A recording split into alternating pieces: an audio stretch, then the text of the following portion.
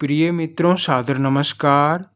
रक्षा सूत्र जिसे बहनें अपने भाई के कलाई पर रक्षा बंधन के रूप में बांधती हैं, बहनों की आशा होती है कि मेरा भाई हर स्थिति में, दुख हो, संकट हो, गरीबी हो, मेरी परछाई बनकर इन्हें बांटेगा और मेरी रक्षा उसी प्रकार करेगा जैसे बचपन में मेरे रोने पर मुझे अपना खिलौना, अपना निवाला, अपनी प्रिय वस्तु दे देता था।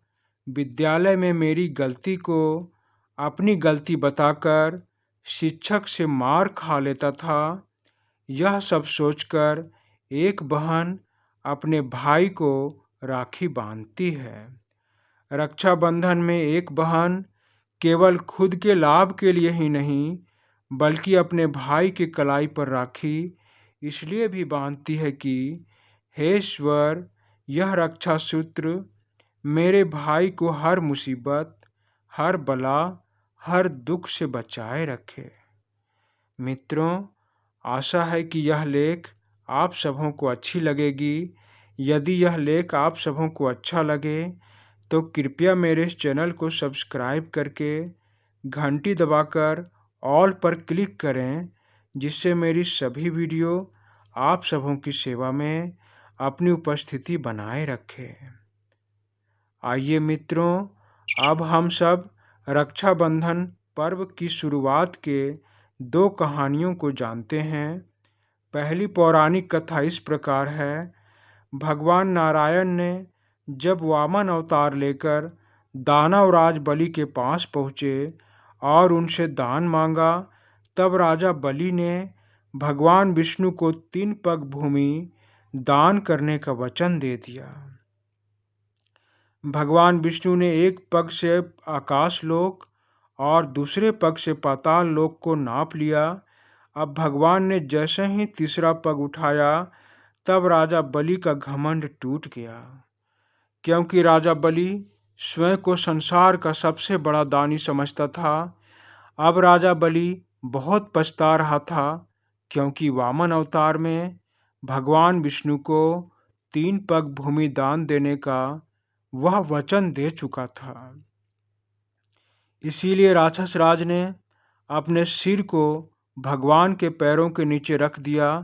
यह देखकर भगवान विष्णु राजा बलि पर अत्यंत प्रसन्न हो गए, क्योंकि जब कोई भगवान की शरण में स्वयं को समर्पित कर देता है, तब भगवान उसे अवश्य ही अपना बना लेते हैं।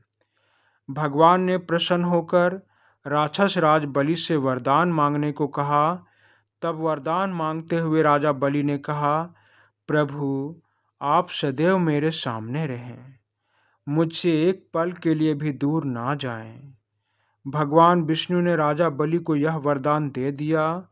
जब यह वरदान की जानकारी माता लक्ष्मी को हुआ, तो वह दौड़ी दौड़ी राक्षस राज बलि के पास पहुंची।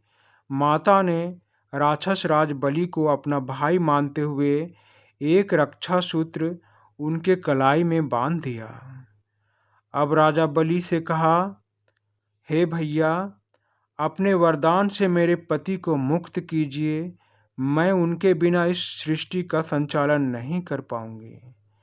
इस पर राजा बलि ने भगवान विष्णु को अपने वरदान से मुक्त करते हुए कहा, हे प्रभु, आप माता के साथ विष्णु लोक में निवास कीजिए, परंतु जब मैं आपके दर्शन करना चाहूँगा, आप मेरे पास आ जाइएगा। इस प्रकार माता लक्ष्मी के राजा बलि को रक्षा सूत्र बांधने से रक्षाबंधन पर्व की शुरुआत हुई। दूसरी पौराणिक कथा इस प्रकार है।